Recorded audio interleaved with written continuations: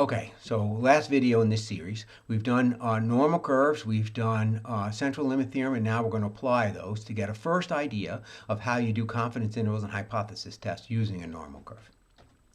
So the central limit theorem helps us to understand what does the distribution of samples look like, and so instead of approximating the answer with a simulation, we're going to compute it exactly. Earlier, we used the simulation so that we could talk about what a confidence interval is, what a hypothesis test is. Those are very hard. But we learned what they are. We learned what they are, and we're not going to do that anymore. Now we're going to use the exact formula because we didn't want to learn the formula and what those are at the same time. So instead, we broke it into two parts. Here we are doing the second part. Okay, confidence interval.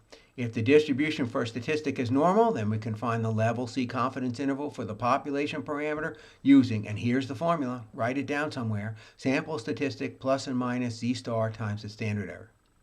Z star is such that the normal curve area between minus Z star and plus Z star is capital C, and we talked about this just a little while ago here when we talk about normal curves.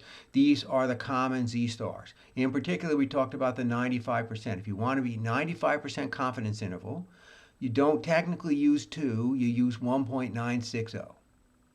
For a 90% confidence interval, you use 1.645, you plug it right there.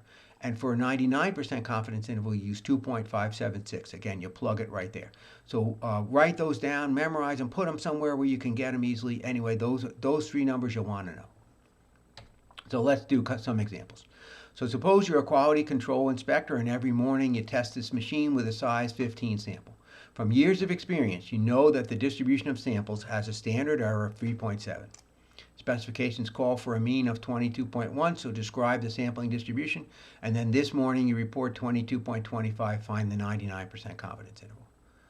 Okay, so we were told what the standard error is. In the next chapter we're going to figure it out. But for the moment, we were told what the standard error is. So we're told that the standard error is 3.7. So we know that the distribution of samples looks like somehow so, and it has a spreadedness of 3.7. Of course, it should have the same mean as the population in general. The specifications, it says call for a mean of 22.1, so I'm expecting that this is 22.1. Okay? Okay, so this is the sampling distribution, the distribution of X bars, sampling distribution. Okay. Now this particular morning, you go down to the shop floor, you get your coffee, you go down to the shop floor, you measure 15 of them, you can report an average of 22.25. So X bar is 22.25. You don't think that the true answer, you don't think that the census number for this machine is 22.25, but you think that it's close to 22.25. How close? Well, the formula tells you. 22.25 plus and minus. This is a 99% confidence interval, so 2.576 times 3.7. Okay, isn't that easy? That's it. You plug it right into the formula. My calculator will give me some answers here if I can convince it to work. So 2.576 times 3.7, and I get 9.53. 9.53, 22.25 plus and minus 9.53. Let's try that. 22.25 plus 9.53, 31.78, and 22.25 minus 9.53 is a 12.72. So that is the 99% confidence interval. Very straightforward, very easy. Once you understand what a confidence interval is, calculating it, finding it is very straightforward. What is a confidence interval? So don't say X bar is in there. That's not right. Of course X bar is in there. It's right smack in the middle. But instead, what is in there is mu is in there. We're pretty sure, how sure? This sure, 99% sure, we're pretty sure that if you didn't just test 15 of these things, if you went down there and tested every single one all day, that the average, you'd know the true number, and that true number would fall in this range. Okay, so the 99% confidence interval is that. So very straightforward. Once you know what a confidence interval is, actually figuring them out, very straightforward. Okay, let's try the next one. So we go to a vendor and we buy this National Geographic Information Test. And they tell us that the nationwide average is 1,000 with a standard deviation of 100. At our school, we're going to give the test to a sample of size 20 and report the X bar. Okay, so I'm going to compute the standard error and describe the sampling distribution, and then in a minute I'm going to compute the 95% confidence interval. I'm sorry, I mistyped. That's supposed to be 1,005, not 105. Okay, but first I've got to compute the standard error and describe the sampling distribution. So let's get to that. Computing the standard error and describing the sampling distribution is, turn the paper upside down. So we're looking here at the one at a time spreadedness is 100. So if we take samples of size 20, then the sampling distribution spreadedness will be less. So samples of size 20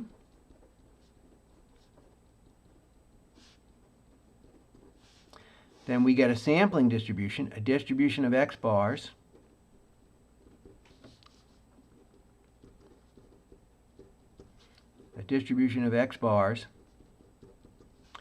that has a spreadedness of not 100, but instead 100 over square root of 20.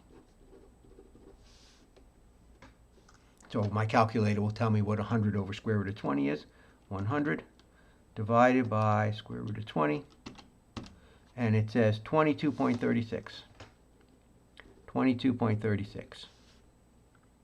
So the distribution of samples, it should be centered at 1,000, but that's not what we're interested in. We're interested in the 22.36 at the moment. Okay, so 22.36. So I reported, at my school I reported, remember there was a typo there. I wrote in 105, but I meant 1,005. So we report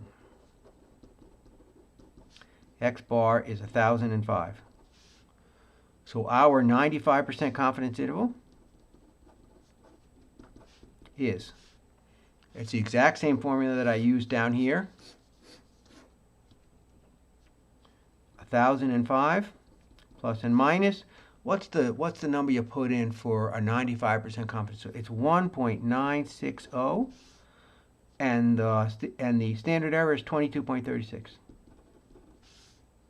So again, it's just a formula. You just plug the parts in, that's all. The hard part was understanding what the formula is about. The easy part is plugging into the formula. So let me punch it out just to punch it out. 1.960, 1.96 times 22.36, 24.51, and it's 1,005. 24.51 is what I got there. Okay, back to the slide here. I want to make a comment about the data here. The mu equals 100 and mu equals 1,000 and sigma equals 100 are the one paper at a time numbers. If you give this test to everybody in the country and you bring them back and you measure them one paper at a time, you're going to get a mean of 1,000 and a spreadedness, a standard deviation of 100. The 20 papers at a time numbers are different. If you take the averages of 20 papers at a time and report your average, that's a different story. Those are certainly normally distributed. It's true that those numbers have the same middle, 1,000, but their spreadedness, the 20 at a time number spreadedness, is much smaller. You get the 22.36 for the spreadedness of 20 at a time. It's harder to report a sample that's wrong than to report a sample that's way far out, than to report a single number that's way far out. Could you get a geographic information test score of 1,300? You know you could. Could you get 20 papers and the average is 1,300? You know, I don't think so. You picked 20 papers at random and you randomly got an average of 1,300? I don't think so. 3 standard deviations away from the mean? I don't think so. Okay, so what's happening there is that you have to picture that there are 2 sets of numbers here. There's the 1 paper at a time set of numbers, and there's the 20 papers at a time set of numbers, and it's easy to confuse the two. I absolutely see why people confuse the two. But the sampling numbers are always going to be the 20 at a time. The 1 at a time number is the original population. Okay, so we did confidence intervals. We're on to hypothesis tests. Hypothesis tests are no harder than confidence intervals. It's just a question now of knowing that we know how to do a hypothesis test. All we have to do is be able to use the formulas to put the parts in. That's all. Okay, and the formula is, if the distribution for a statistic under the assumption of H naught, remember how you always say assume H naught is the first line of your test, is normal, and the central limit theorem says that, for example, X bars are normal, then the standardized test statistic is this. You take the sample number minus the null parameters, the number that the null hypothesis people think, and divide by the standard error. And you find the p-value by using this on a normal distribution. Okay, 2 examples and that's all. So I'm recalling for you that we have the geographic information test had a mean of 1,000 and a standard deviation of 100. Our high school places a high importance on globalism, and geography is part of that, so we think our sample of scores of seniors will reflect that. We think that for our school, mu, and I know that it's confusing, but I'm going to explain what's happening, and you have to say, I get that it's confusing, but I won't let myself be confused. This mu here is not this mu here. This is the nationwide numbers. Here we are interested in our school. I know it's confusing. I absolutely know it's confusing. This is the nationwide numbers. This is our school. We are arguing that our school is bigger than 1,000 because we put a real big emphasis on globalism. Okay. Okay, so of course we're going to gather data from a sample of size 25, and we're going to report an X bar, and we're going to ask if that's significant. So this is a typical hypothesis test. We're going to use the 1070 and say, is it far enough off that we find it hard to believe that 1,000 is the right number? Okay, so here we go to the paper. Okay, so I am writing down the hypotheses. H naught is that mu is 1,000, and again here mu is our school. HA is that mu is greater than 1,000. Okay, again, for our school. So we're reporting an X bar of 1,070. Okay, so the test goes like this. You assume H naught. H naught thinks that the true number is 1,000, so H naught thinks that the sampling distribution will look like this.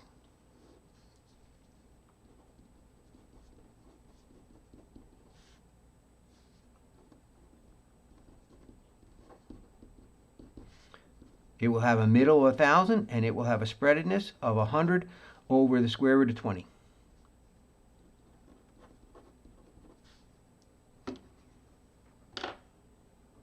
Over the square root of 20. Oh, square root of 25. I apologize. I changed the numbers. So square root of 25. Square root of 25, of course, is 5, and 100 over 5 is 20. That's why I was remembering 20. So this is the sampling distribution.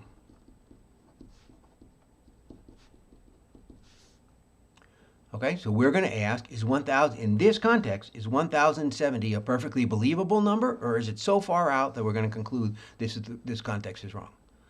So we find the test statistic. That is to say, on this curve, we find 1,070.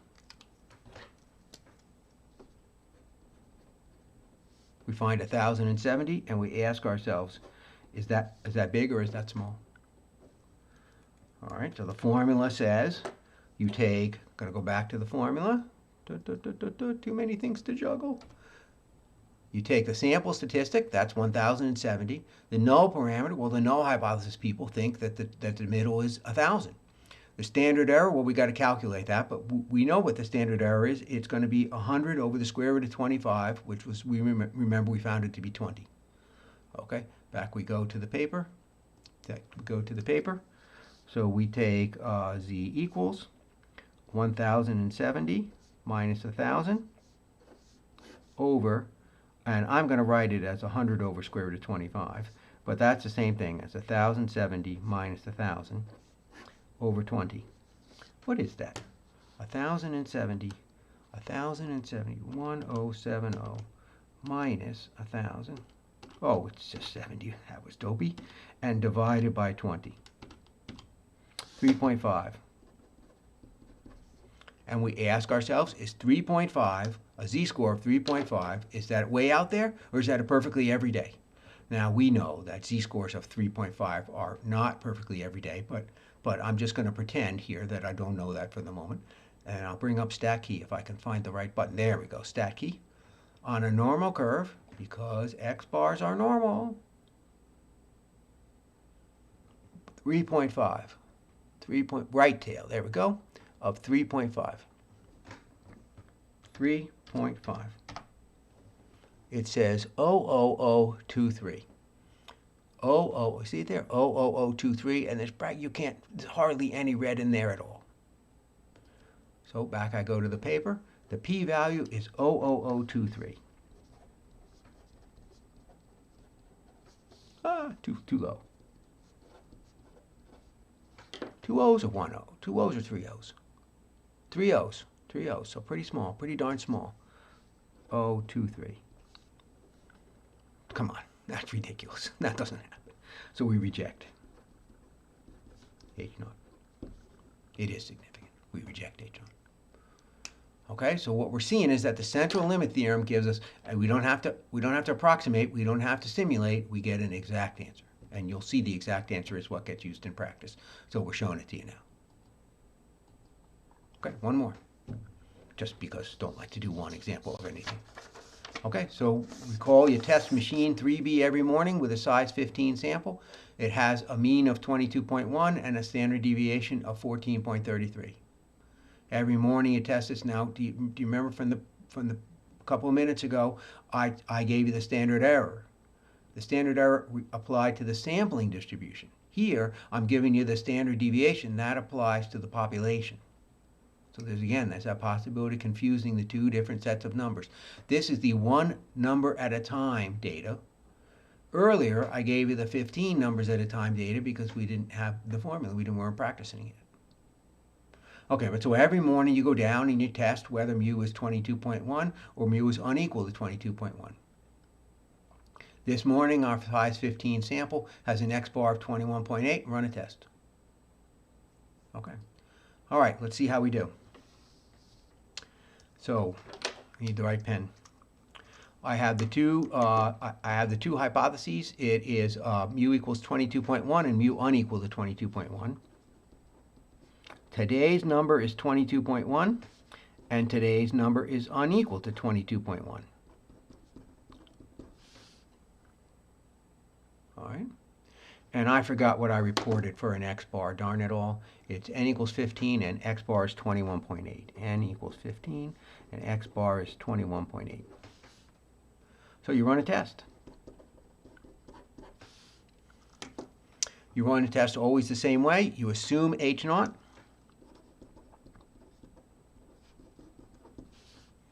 We don't have to practice that now. We're good at it. So we assume that mu is 22.1.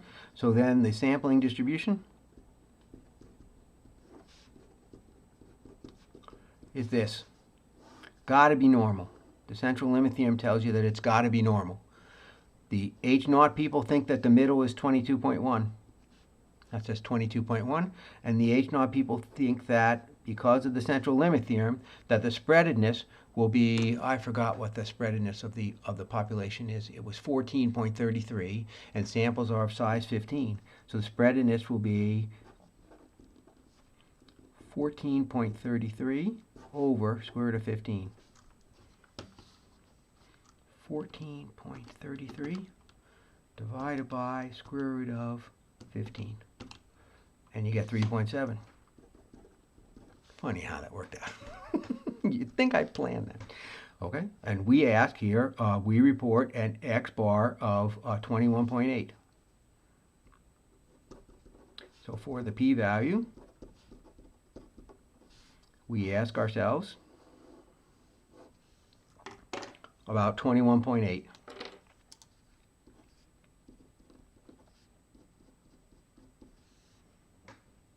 Is that a lot or a little? But, I almost forgot here. Almost forgot. We're testing whether mu is unequal to 22.1, not greater, not less than unequal. So I actually have to shade both sides. Oh, almost forgot. I have to shade both sides. Okay, what's this? That's 21.8. So 22.1, 21.8. That's what, 0.3? 22.1, 21.8. That's what, 0.3? So I need to be 0.3 above 22.1. So that's 22.4. And I want to know not the individual numbers, I want to know the total. Okay. So I'm going to find the test statistic.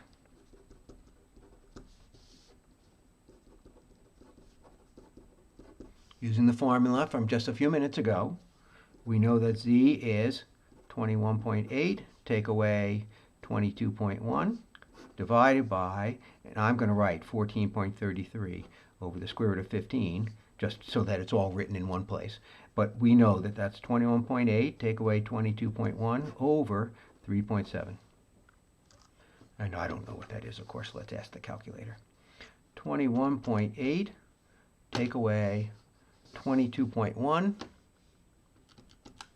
equals, divided by 3.7 equals, and I got minus 0.08.